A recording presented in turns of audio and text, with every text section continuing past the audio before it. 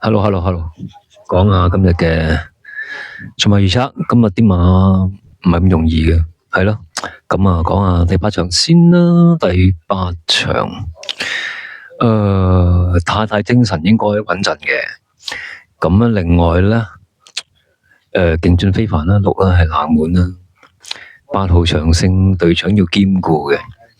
嗱，9號咩咩怪大勇大叔啊，佢都好硬淨，即係7、9硬淨，6、8就係一啲半冷。咁另外阿基拉咧，雖然8檔可能會3跌，但係點都要兼顧嘅，因為佢實力強，係咯。咁啊係呢5隻啦，7、9就正路啲咯，6、8就冷啦，3就都係要兼顧啦。尾場英俊飛居2號咁冷咧，都係要搏佢，因為其實佢都好勁啊，仲係1800。咁啊，中國心可以贏晒嘅，但係上一場係心律不正，會唔會又有啲問題咧？即係2號輸俾11號啦。咁另外咧，快路嘅分數差唔多噶啦，升價都差唔多噶，即係有得上噶啦開始。咁啊，馬佬都越跑越好嘅。咁啊，銀進追一段啦，不過重磅啊，不同世界係靠賺，勁大威猛啊流咗鼻血，所以其實唔係太多馬。中國心英俊飛居係勁嘅，咁英俊飛居咁冷，梗係搏英俊飛居啦。咁另外馬佬啦、快路啦、升價都差唔多。咁第一場我想搏下冷啦，2啊16歡騰啊，呢啲馬5班係超級噶，睇幾時喐嘅啫，買定先啦，1000短啲。咁另外咧，正路就係9啦，銀兩豪俠啦，上一場應該高水準，所以9同10咧，上一場跑得好嘅馬都係要兼顧啦。其他2號一定要啦，即係3隻。另外黃金合6咧，其實佢如果埋到嚟都有一跑咁樣進步緊，但係12檔就可能真係埋唔到嚟。咁另外1號風水人生嗰4班都勁嘅，所以都可以兼顧。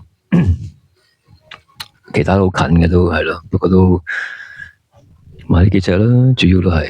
咁第5場天外迎天就好硬淨嘅，不過流個鼻血啦。搵個行頭啦，成彩，不過都複雜，都唔好識買，係咯。咁啊，第6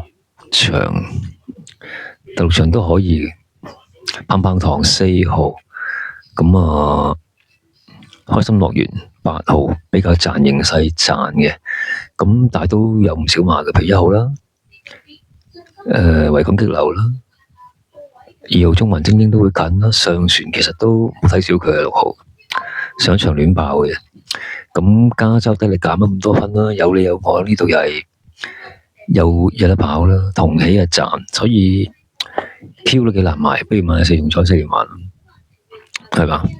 博下啲上船或者有你有我入嚟啊！4、8就比較穩陣啦。咁啊，差唔多噶啦喎。係啊，好複雜嘅，因為今日啲賽事唔係咁簡單。